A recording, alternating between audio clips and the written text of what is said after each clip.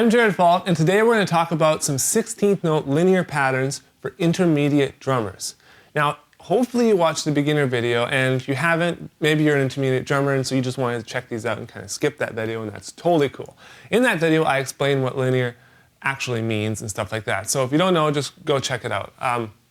So in this video, I'm basically just going to present you with a few more challenges and a few different things that you might encounter when trying to come up with your own linear patterns. And that's kind of what these lessons are about. You know, I'm not giving you every single example or everything that I've ever created or come up with. It's not about that. It's about giving you the tools you'll need to create your own really, really cool linear patterns, all right? And so the theme of this lesson is more of the right hand, or the hands and the feet using single notes, okay? So right bass, left bass, and stuff like that.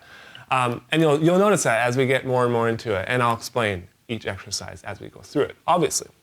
All right, so with that said, let's just look at number one. Now, if you're not watching this on drumlessons.com, you gotta go to the website to get the sheet music, and I highly recommend you do, because then you can just print it off, take it to your kit, and you can work it out there after you watch the video. I know a lot of you don't necessarily have the videos or a laptop right in front of your computer. So please just go download the sheet music, put it all in a binder. We're going to be launching tons and tons of lessons, and so you can kind of keep up with us there. So let's look at the first pattern. We got two 16th note bass drum hits around the downbeat. So one E, then we have a hi-hat and then we go down with our right hand on the snare, two, and then the bass drum, E, and then we go right left again. And now here's where I'm kind of presenting you with a challenge or an exercise within an exercise, and that is going to the hi-hat, okay? So the hi-hat, bass drum, hi-hat, bass drum. That's going to be hard because it's not something we necessarily normally do, you know, around the kit. We don't always go right bass, right bass, right bass, right bass, or left bass, left bass, left bass, stuff like that. And then it basically ends with two hits on the mid-tom, two hits on the low tom. Now if you don't have three toms or whatever, you can do two hits on the high tom, two hits on the low tom. So let me just play it for you guys really, really slow, and you can see the exact sticking that I'm doing.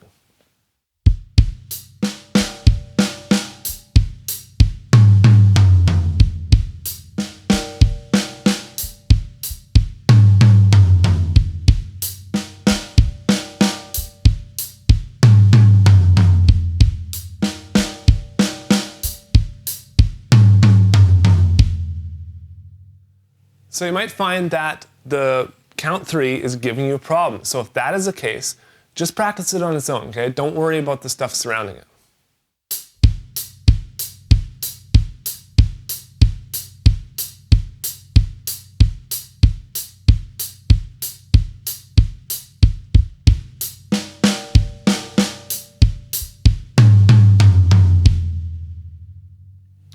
All right, so doing that first is going to make learning the groove and putting it all together way easier. You know, sometimes I learn it count by count. So if I'm having problems with the whole fill, I'll just start with count one, which is boom, boom, cha. Okay, and I'll just do that over and over again, build the muscle memory. And then I'll go to count 2, 3, and 4. So if you're having problems, that is always an option. All right, so now I'm going to play it for you guys at 50 beats per minute. Okay, we're going to slow it down like crazy, and I'm going to use actual groove in there so you can hear how it sounds within context.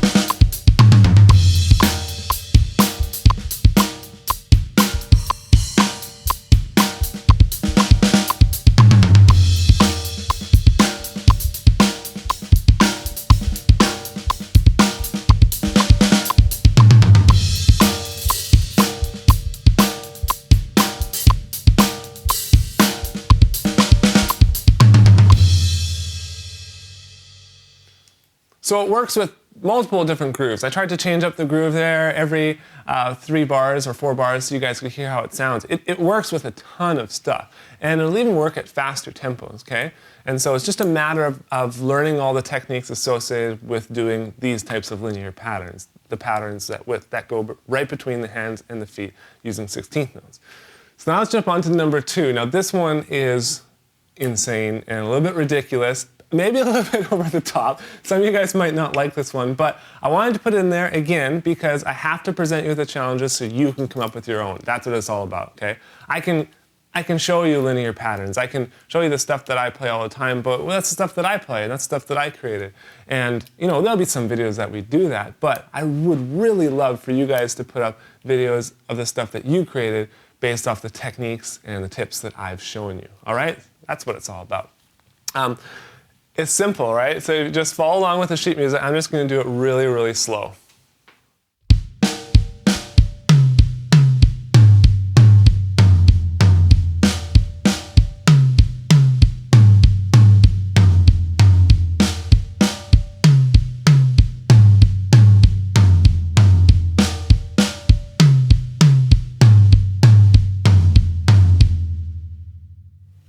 Wow, I love the sound of these drums. Just wanted to kind of say that in between there. Especially with the toms when you hit them really slow like that. Now let me play it for you guys. I'm going to use it at 50 beats per minute, and I'm going to play groove before it as well.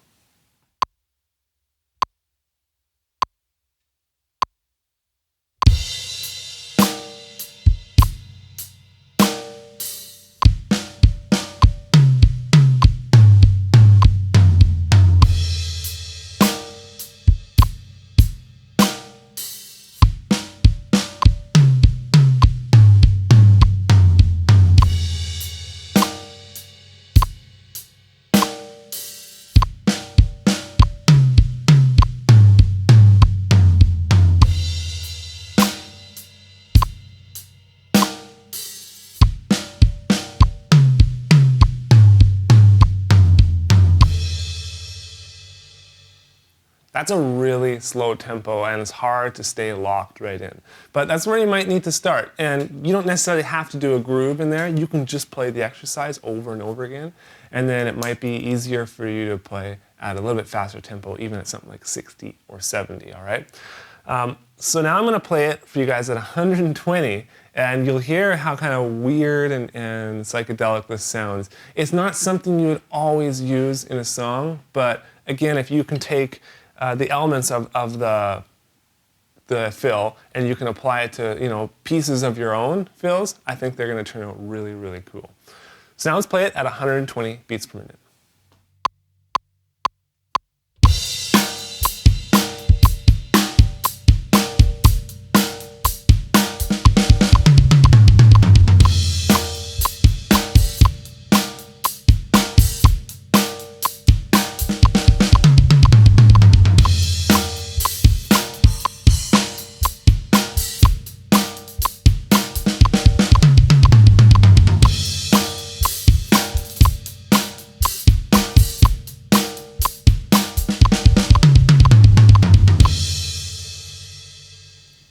So let's take a look at the last fill. This one has a little bit of a different feeling, and something I kind of talked about in the beginner lesson on linear drum fills. It sounds great and best when we add dynamics to it, because it kind of gives it this flowy vibe to it. It sounds really cool, especially when we're going between stuff like the hi-hat, the snare, and the kick, because the hi-hat, especially when they're closed, it's more abrasive of a sound, but it's not as in your face, whereas the bass drum and the snare drum, I think, when hit hard, they're more in your face. And so this fill really kind of has that cool dynamic feeling when you get it to that point. Again, I'm just going to start it really, really slow without any click to show you exactly how it looks and sounds.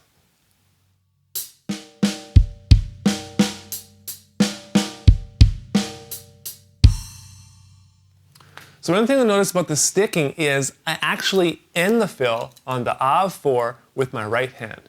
So you got to be prepared to crash with your left. This was always an issue for me when I first started playing drums. It was a habit. I have to crash with my right hand. And you got to beat that habit out of yourself, okay? And so practice this and just flog this exercise until you are able to crash with your left hand. I just used the word flog in a drum lesson. So if I can use the word flog in a drum lesson, then I know you guys can end your fills with your left hand, okay? And so especially when you speed it up, you're gonna notice it becoming more and more challenging. So let me play it for you guys at 50 beats per minute, and you can hear exactly how it sounds within context.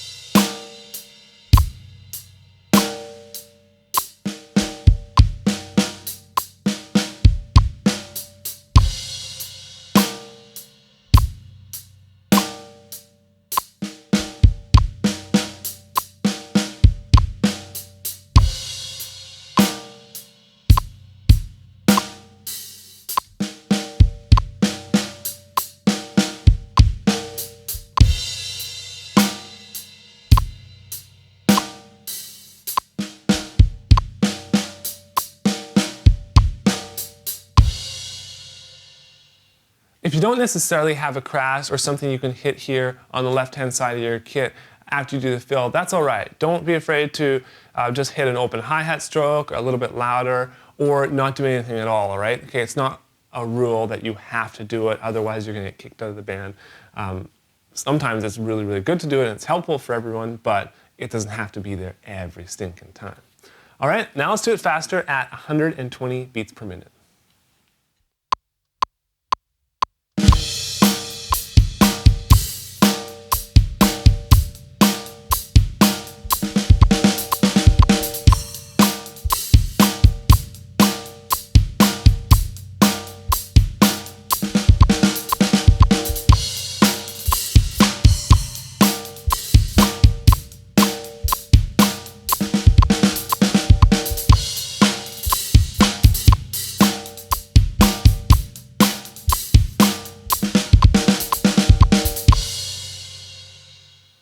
So this fill would work great in multiple styles of music. You know, it's something where if you don't need that big, massive fill around the toms, you can do like a kick, snare, hats fill, and it sounds very, very cool. So wherever you're at, you guys, please leave me a comment on this video and join us at drumlessons.com if you're not already watching this there. We'd absolutely love to have you, and I'll see you guys in the next video.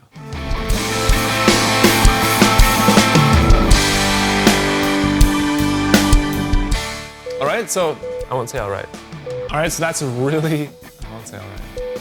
This one sounds great, and you can, this fill sounds great. A little bit gospel-ish, so you can use it in, this fill works really, really great.